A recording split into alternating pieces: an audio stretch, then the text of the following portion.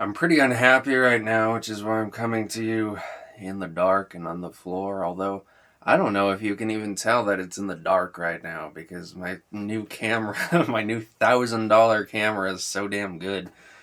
But yeah, it's in the dark on the floor.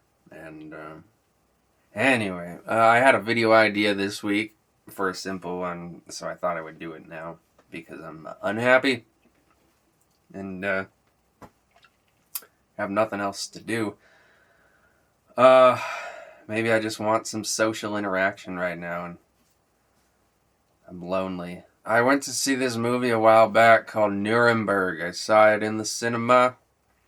All I knew about it was a little blurb. It's like Russell Crowe is Hermann Goering, and he's like in a battle of wits with this psychiatrist or psychologist, whichever of the two he is. I don't really even know the difference between the two. And so I thought, oh, okay, it's gonna be like a cool movie then. It's gonna be like you see Russell Crowe in a unique role, and it's like a movie with a lot of talking, and it's like a lot of sort of, verbal sparring to sort of outwit each other in some sort of game that they're both playing. Could be interesting. So I went to see it. Didn't even really want to. It was just like I had to pick a movie. So I went to see that one. And wow, it was like totally mediocre because it's just this like real like outdated Americana 90s World War II movie, like some Saving Private Ryan bullshit, like some Midway, that movie? I saw that one in the cinema too, the Roland Emmerich movie, Midway. That kind of thing where it's like, we're not here trying to challenge the audience at all. Nothing about this movie is gonna make you think, even though it's a movie about like really actually quite thought-provoking things. No, we're just gonna dumb it all down. Make it as digestible as possible. These are the good guys, these are the bad guys. Although Midway, I guess because it was made in like 2019, it did sort of like half-ass attempt to be a bit more, I don't know, diplomatic maybe, because it had like a little scroll at the end that's like, this movie is dedicated to all the American and Japanese soldiers who fought and died at the Battle of Midway. Okay. But yeah, this Nuremberg. I did actually think Russell Crowe was pretty decent as Hermann Goering. Maybe I would like to see him do that role again in a movie that was more well written. You have this psychiatrist played by Rami Malek, who I guess I just have like an immediate, like, I don't want to see this guy in a movie because he was in that Bohemian Rhapsody, which I also haven't seen. But like there's a part of me that just hates that movie even though I haven't seen it, and just... He just looks so stupid in that movie. I don't know, does Rami Malek just always look stupid or something? Is that why I don't like him? It's not that I don't like him, I just am never wanting to see him show up in a movie. Like, whenever he shows up, I'm like, ah. But yeah, he plays a psychiatrist, and he's given the assignment of, oh, you gotta build a psychological profile on Hermann Goering. Okay. It's kind of a who cares position to be in. What is it really going to amount to in the end? I mean, it's an interesting guy to build a profile on. It's a pretty important guy. So it's an interesting assignment in that way. But like, what are the stakes of this assignment? It doesn't really, there's no stakes that are really established. Because what they're trying to do is they're trying to convict him. But like, how is building a psychological profile on him really gonna do much to aid in that? And so it's kind of like if you made Amadeus, but instead of making it about Salieri, you made it about the priest who's talking to Salieri. It's like, no, you got the wrong main character here. Goering is obviously the main character of this story. He's way more interesting. But we're distracted from that by watching this Rami Malek character, and there's nothing interesting about it. Like, I can't name a single distinguishing personality trait about this guy. He is boring. And so that's what the movie is. It's not really about him in a room with Goering talking to him. That happens in the movie, and those are probably the more interesting scenes in the movie.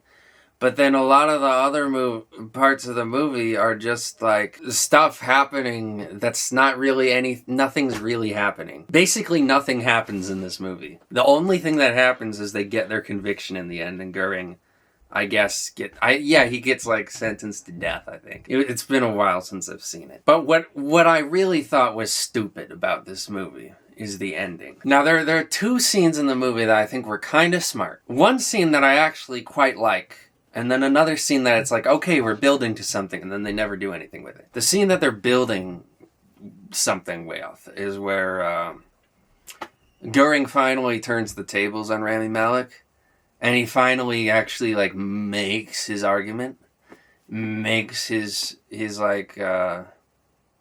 counterpoint to the American narrative. And of course, if you are at all actually curious about the German perspective in World War II, there's a lot of material to dig into. And he actually does kind of go in these directions. And I was like, oh, actually, this might be a movie that does something interesting that has a bit of a challenging message. Because, I mean, the German argument in World War II was basically a whataboutism. It was basically like, you're mad at what we do, well, what about what you do? And just like as a way to justify your own actions, of whataboutism isn't really very compelling. But I think it does have some value in kind of being a bit of a gadfly effect. You know what I'm saying? Provoking people in a way that's healthy. And that's what Goering was starting to do in that scene, where he actually starts like pushing back against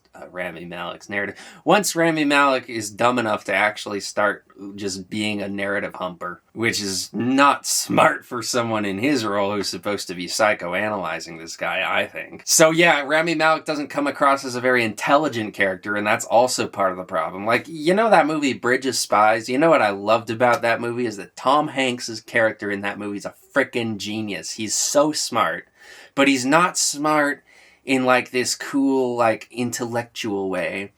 He's smart at like being actually really principled, really like, I'm gonna accomplish this because I think it's the right thing. And then just kind of figuring out a way to work through the channels to get that done. That is a very smart character. Because you see how much he's up against, and how he succeeds is really well communicated in a way that's really impressive. That is a much better, like, mid-century geopolitical thriller. But in this one, you're like, okay, I guess he has a doctorate. So he can't be a total idiot, right? But then the other scene that I did think was really smart in this movie, and this one is actually the one I think was actually really quite good, in Nuremberg, was when they bring out their video evidence, which is a bunch of Bergen-Belsen concentration camp footage. Which, by the way, was the concentration camp that Georges Valois died in. Fascinating character, Georges Valois. But so it's well done. Because you know what, I'm going to bring up another Spielberg. I'm bringing up a lot of Spielberg movies. I'm going to bring up another Spielberg movie, Schindler's List. I didn't like that movie. And you know what I didn't like about it? It's like, we're so sad. We're so self-seriously sad. We're like, we have literally the violin music playing in the background. It's so tragic. Oh, meanwhile, what they're showing is like kind of mid-level. It's like soft-core violence. They're not showing some of the like really fucked up things that happened in the Holocaust. So if you're gonna lay on the melodrama, you might as well just like brutalize us with it. So it just kind of felt like this like overly reverent, overly respectful movie that just ends up being kind of boring. This movie doesn't make that mistake. Nuremberg, when it shows this Bergen-Belsen footage, there's no music. You see everything the characters are seeing, and they just show stuff like they show like piles of dead bodies, and it's like, whoa.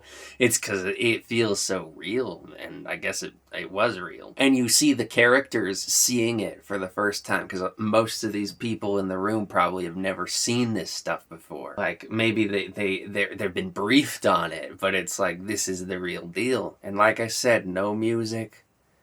It's just like hardcore footage and reaction to the footage. And what's good about it in the context of the movie is that it puts in real perspective what we're talking about. We're having this whole trial where you can make all these abstractions, as Goering is trying to do. He's trying to kind of distract from the point with his whataboutisms and his I wasn't really blah, blah, blah. But then when they show what actually happened and like what this dude signed off on, then it's like, no, this is why we're here. This is what this whole thing is about. It sort of takes the whole thing down to earth. And it's warranted. But that being said, this whole climax is so fucking stupid. You have this guy played by Michael Shannon, who was great in Death by Lightning as President Garfield. He's this Supreme Court justice. And you think a Supreme Court justice would be a guy who would know how to make an argument in court. So he has this evidence that he selected. It's his evidence that he's bringing to the table. It's a letter sent by Hermann Goering talking about what they're gonna do about removing the Jews. And he's like, see, Hermann Goering was totally complicit in this. This was his idea. But then Hermann Goering, the only thing that Hermann Goering has to do to completely dismantle this guy's argument is to be like, yeah, you want to read the end of that letter for me? And then Michael Shannon's like, okay.